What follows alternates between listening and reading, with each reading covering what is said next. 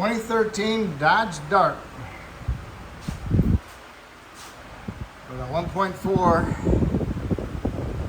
It's got a manual transmission. I'm going to pull the transmission and I'm going to replace the slave cylinder that's inside there. It was leaking. Okay, you want to remove the battery. Disconnect your negative cable on the battery. 10 millimeter right here. Get that off of the battery. Lift this little cover up. Disconnect your positive right here. Get that one off. Okay, then you got your battery in there. You got your battery hold down, which is in the front right here. Remove this 10. So you can remove the hold down and pull your battery up. Okay, there's the battery. Negative, positive. All right. Then you got your fuse panel box, fuse box. It's got a cover, got clips in here and a clip there. Goes inside these things. You got to bend that out. Remove a nut, and a bolt right here. Undo this wire harness that goes inside here. Push into the bottom. Push in a little tab. That way, the whole battery fuse box is loose. That way, it gives you a little bit more access to get to that mount down below for the trans. I put a bungee cord on my fuse box, hold it up out of the way. Now I still have this thing kind of in my way a little bit. You can remove it, or you can leave it. And then I'm going to remove this 8, 10, and a 10. That way I can get this thing out of the way and get those battery cables off to the side. I like to have things out in the open, at least on my first jobs. All right, everything's out of the way. Now I got to remove this intake tube. There's a 10 millimeter on this bracket bolt. There's a 10 millimeter nut down there. See it dead center? The rusty thing. There's a nut that goes on there. Then you can undo your connector right here. Got to pull a little lock out. And you got to push in a little tab, pull it off. Remove the clamp on the back, and that's a 7 millimeter. All right, now you want to pull this off of the intercooler. It's got a little retainer holder for this clip. This clip goes around the top around this. You get this off, then you can remove this. This just clips in there like so. And then once you get that off, then you can twist and pull this hose off. And then you can go ahead and remove the whole hose and get it out of your way. All right, air intake tube's out of the way.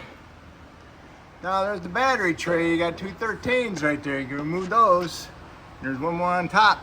You can take that whole tray out of there. You have to undo some fasteners for some wire harnesses. Otherwise, that'll be out of the way for you.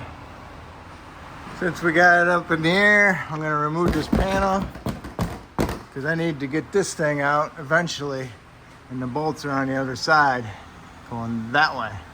So I need to get this out of the way. It's held in there by a bunch of 8 millimeters. So you have to take your front tires off as well. I'm still up in the air. Remove my axle nut. 36 millimeter. Remove my tie rod and nut. 18 millimeter. I had to use a little heat on my nut. Once you get the nut off, hit the knuckle with the hammer, break the taper. Undo my brake line, slips right in. Undo my ABS sensor, slips right in. Over here, undo my ball joint. Gotta remove the nut first. It's an 18, a 16, which would be a 5/8. Remove the nut, and the bolt head is an E14, and that just didn't pound out. I had to unthread it out. I don't know if there's threads in there or not. I didn't look. Kind of hard to tell. But I threaded it out, and then I used a wrench on the end of it to help pull it out.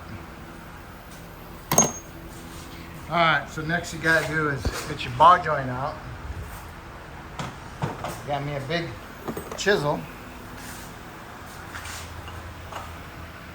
Hit it inside here, spread it open a little bit to help it. Spray some paint right in there. Get a hammer. Tap on it. At the same time, you have a chain like that. Get your big pry bar in there. Stick it in there.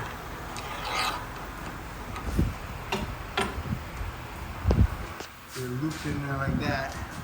Then you can go ahead and pull it down. Okay? It gets full of corrosion in there. So that's what we do with that. And then you can go ahead and you can swing that whole knuckle out and get your half shaft out, as long as it's not frozen inside the hub. And here's how it looks. I got a 2x4 up in there to keep it a little bit farther away.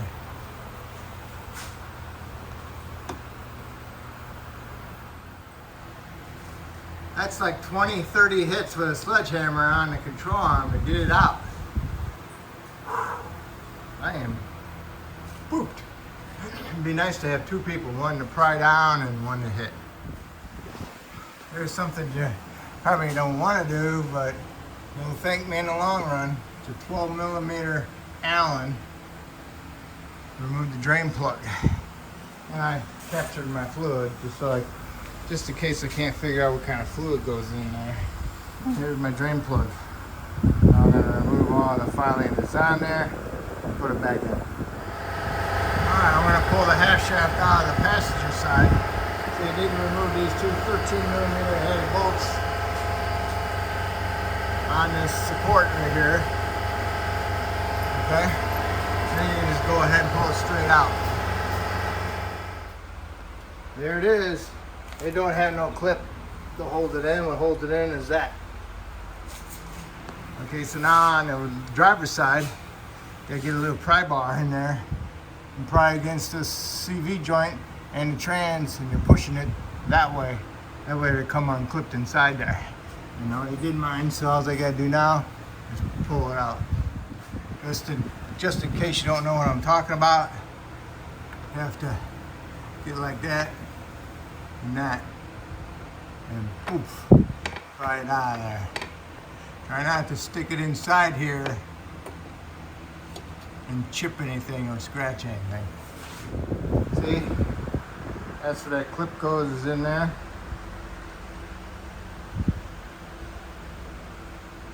It's not a very loose fitting clip, but it's in there. Like when you get a new one,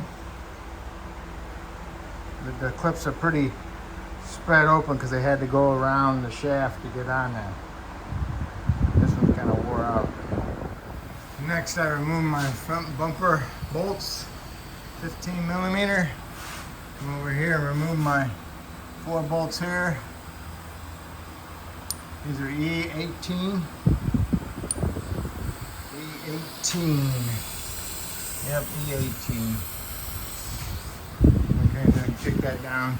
Now I'm gonna get me a bungee cord ready so I can flip this inner fender well up out of the way.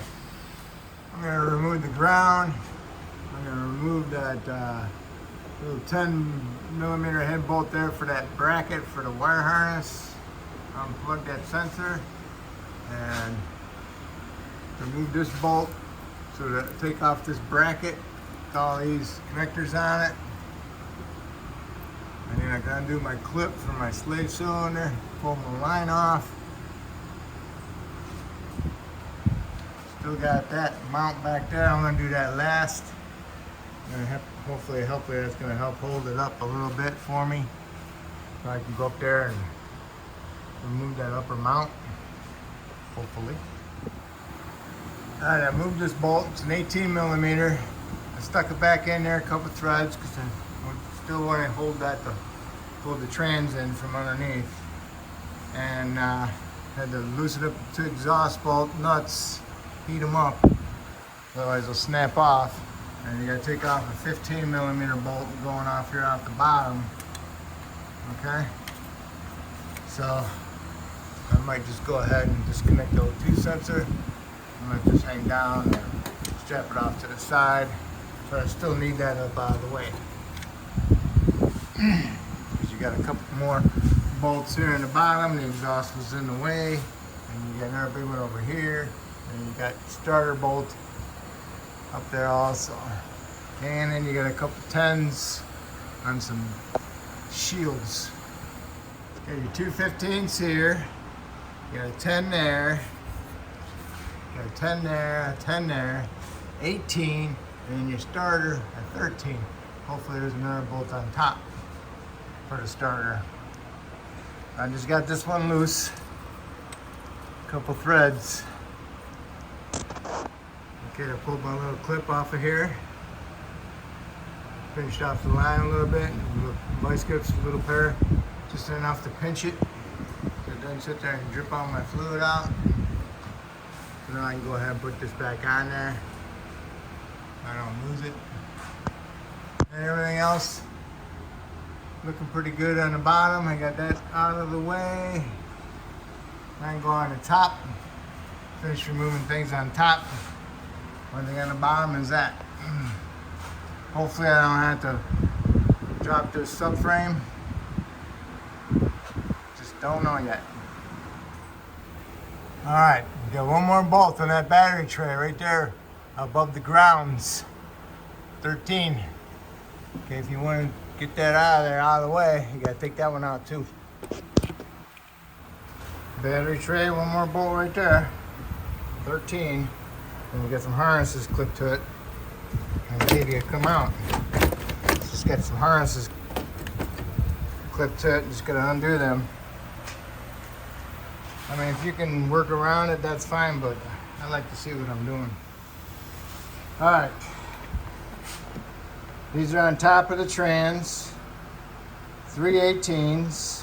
When I take them out, the whole engine moves. I have my engine supported underneath on the trans. I have it supported, but it's still moved on me. So then I removed an 18 here and an 18 there, and I loosened up. I took that 13 out. Went into here like that.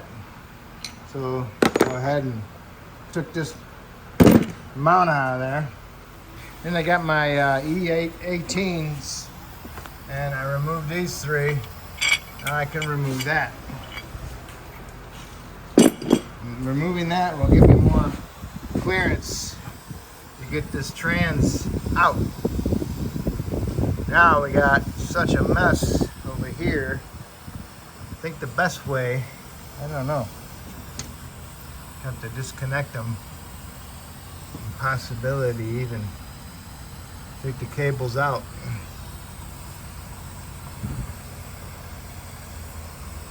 See, like even this one down below, a bushing shot. You have to replace the cable for that. It's ridiculous. Huh? Yep. And see how I can get this out of there. Be nice to remove it all, but you got cables on top of the other covering the bolts. There's my starter bolt. And there's some other bell housing bolts. Alrighty. I pried this cable off the ball. And then I pried this one off of this ball. And I removed my two bolts. 1, 2. And then I loosen this one up from underneath it with a wrench, a stubby wrench. And here it is. Okay. Now I can pry that up over here, get it out of the way. All right, I remove my starter bolt, trans bolt, trans bolt. I gotta look around because it ain't moving. So So hopefully those are it. It's just bonded on there with corrosion. We'll find out. I have to support my engine so I can get it up in the air, and then I'll put a jack underneath my engine. So I got this on there just until I get it up in the air. Okay, I dropped my exhaust down. Now I can remove this bracket for this back wishbone. I need to take this bracket out. I got the engine supported on the bottom and the top. Okay, I got it separated. The starter was hanging up, and that's on the back side. I got the starter loose, just sitting up in there. So now here I am. Transmission's ready to come out. All I gotta do is remove those two big bolts. A little tight fit. I have to get me a trans jack under there and jack it up. Got it on my stand. It's a little heavy right here. It wants to tip off of there. So I wrap my chain around it just so I can keep it steady on there until I get it back up in there, and then I'll remove my bolts. But there's my throwout bearing, slave cylinder that I have to replace. So I had 210s. I cut the line and I pried this out. It has little clips on it. Hopefully a new one comes with it. But anyway, here, this is what it looks like. That's what I've done.